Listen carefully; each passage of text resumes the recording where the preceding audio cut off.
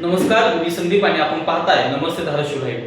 सध्या सर्वच ठिकाणी एकच चर्चा ऐकायला मिळेल. आता नगरपालिका झाली, महानगरपालिका पार पडत आहे आणि पंचायत समिती आणि जिल्हा परिषदेचं काय होणार.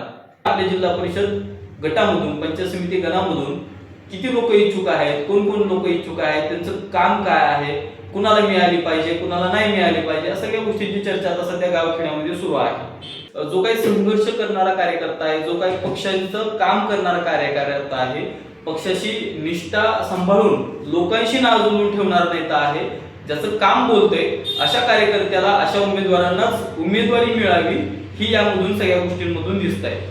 आयराम जर कुठला आला असेल आणि त्याला लगेच तुम्ही काही मिनिटांमध्ये त्याला पक्षाची उमेदवारी देताय, त्या गटामधून त्याला निवडणूक लढवण्यासाठी पाठबळ देताय, हे कुठेतरी आता मतदारांनाही न पटणारा विषय आहे.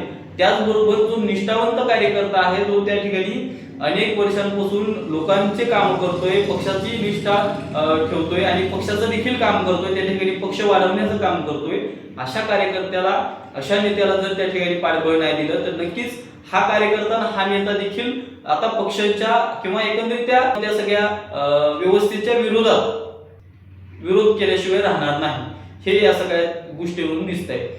खरं पाहिलं तर आपण देखील अनेक गावांचं या ठिकाणी पंचायत समिती आणि जिल्हा परिषदेच्या अनुषंगाने गाव दौरा केला.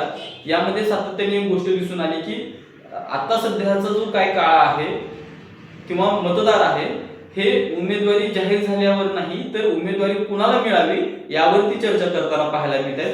खास करून लोकांची किंवा या सगळ्या गावखेड्यामध्ये जी काही चर्चा आहे ती मी तुम्हाला सांगतो की पक्षाचा निष्ठावंत कार्यकर्ता, त्याचबरोबर अनेक वर्ष त्यांच्यानी पक्षाच्या निष्ठेसोबतच लोकांशी नाळ जुळवून काम केलेलं आहे. लोकांच्या सुखादुखात असेल किंवा लोकांना शासकीय योजनांची मदत असेल किंवा अन्य ठिकाणी प्रशासनामध्ये काय अडचणी निर्माण झाला, शासनाच्या विविध योजना त्याच्यापर्यंत तुम्ही पोहोचवल्या, या सगळ्या गोष्टी ग्राह्य धरूनच त्या व्यक्तीला उमेदवारी मिळावी अशी एकंदरीत लोकांमधली भूमिका आहे.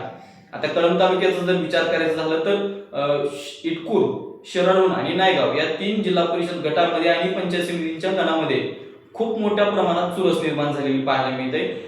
कारण या तिन्ही गटामध्ये या सगळ्या पक्षांचे, खास करून भारतीय जनता पार्टी आणि शिवसेना शिंदे गट या दोन्ही पक्षाचे मातब्बर पुढारी आणि त्यातली त्यात सगळ्यांची मोठ्या प्रमाणात ताकद असणारे पुढारी हे या सगळ्या निवडणूक प्रक्रियेला सामोर जाणार आहेत. त्या निवडणूक प्रक्रियेत स्वतः सहभाग घेणार आहेत. इच्छुक उमेदवार म्हणून देखील त्यांनी आपल्या पक्षाकडे तशी मागणी केलेली आहे. पण शेवटी पक्षाकडेच मागणी नाही तर त्यांचं त्या भागामध्ये, त्या जिल्हा परिषद गटामध्ये आणि पंचायत समिती गणामध्ये काम देखील सुरू झालेलं आहे.